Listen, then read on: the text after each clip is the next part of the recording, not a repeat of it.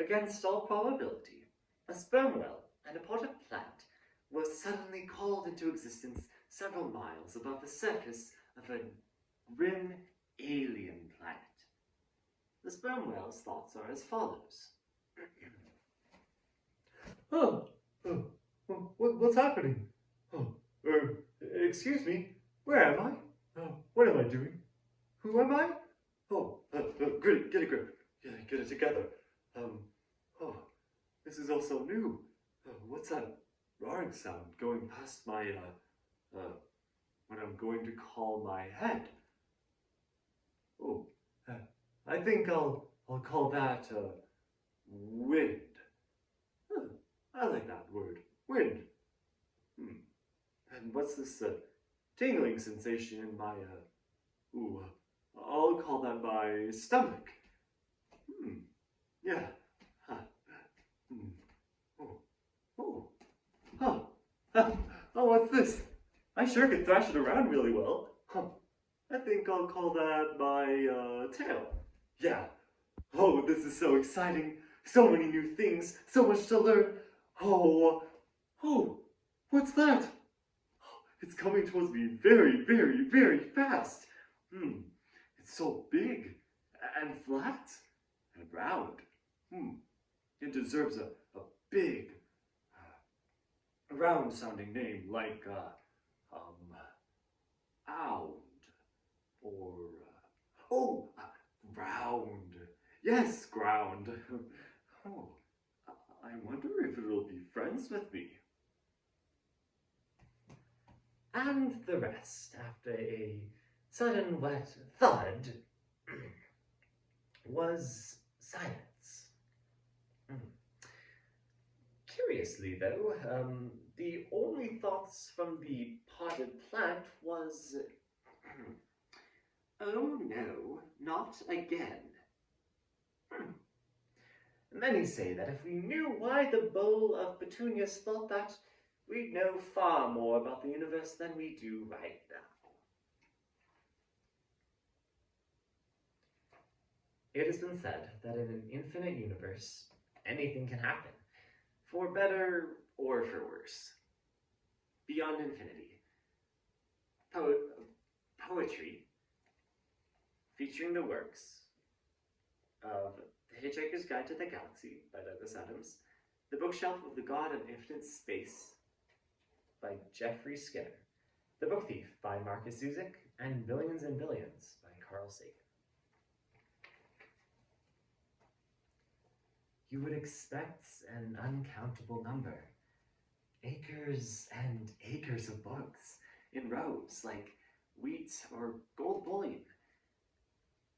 Maybe they might appear in your head like banner headlines, flashing in your mind. But in reality, they're simply just one shelf with 10 or 12 books, a modest number. No dust because, well, no dust. They have covers made of gold, or skin, or golden skin, or maybe rain-soaked macadam, or some mix of salt and glass, creosote, stuff like that.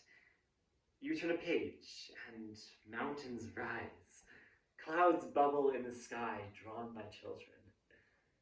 You're 20 again, trying to read a map while it's dissolving in your hands. I say you and mean me. I say God and mean librarian, who, after hours of long work and research, offers you a glass of water and an apple. You, grateful to discover your name, a footnote in that book.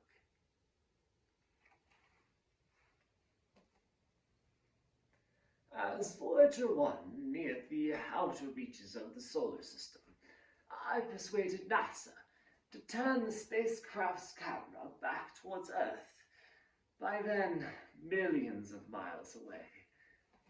In that image, Earth is just a small speck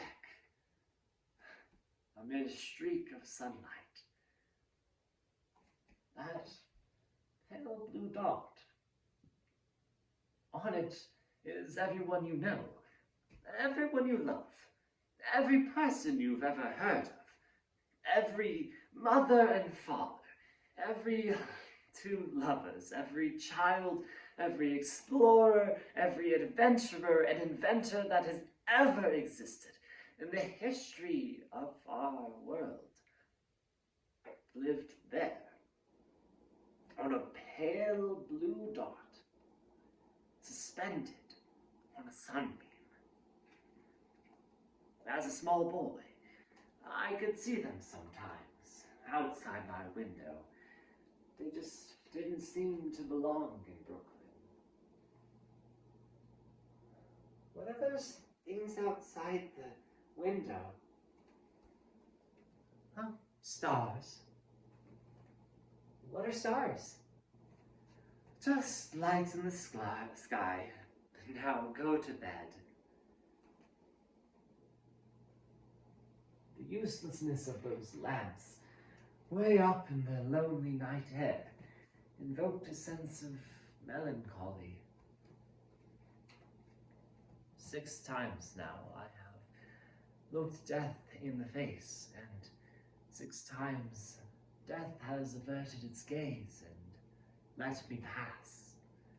Eventually, of course, death will claim me, as he does all of us.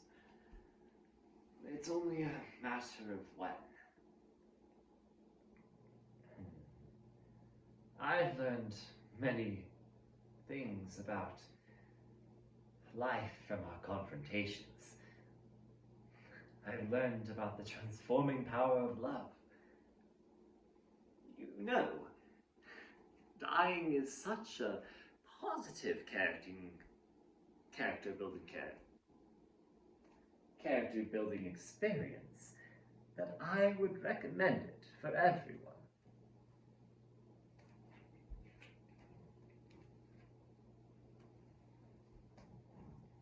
First the colors, then the humans. That is how I usually see things. Or at least how I try. Here's a small fact. You are going to die. Does this frighten you? I urge you, don't be afraid, for I am nothing if not fair. The colors of the day are most prominent at its beginnings and ends. But in reality, the day shifts through multiple shades, growing and changing. I make it a point to notice every one of them. The survivors, those left behind with broken hearts and shattered lungs. Here's a small fact. You are going to die. You may fear death, but I am haunted by humans.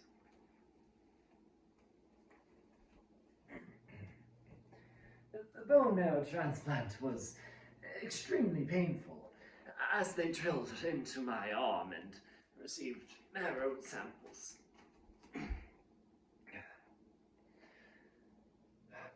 I did stay in my hospital bed for the next few months, but I did learn there is a goodness that exists in the world. There are many Muslims and Jews and Christians that have all prayed for me, despite the fact that I'm very agnostic. I want to grow old. I want to see my children grow up, and I want them to remember me. The universe is a pretty big place. A wide, yawning black infinity. In every direction, the expanse is endless. light and stars which seem so numerous are as sand or as dust, less than dust. In an infinite universe, we are mere nothing. Nothing. And yet, if another human disagrees with you, let them live. Because in 100 billion galaxies, you will not find another.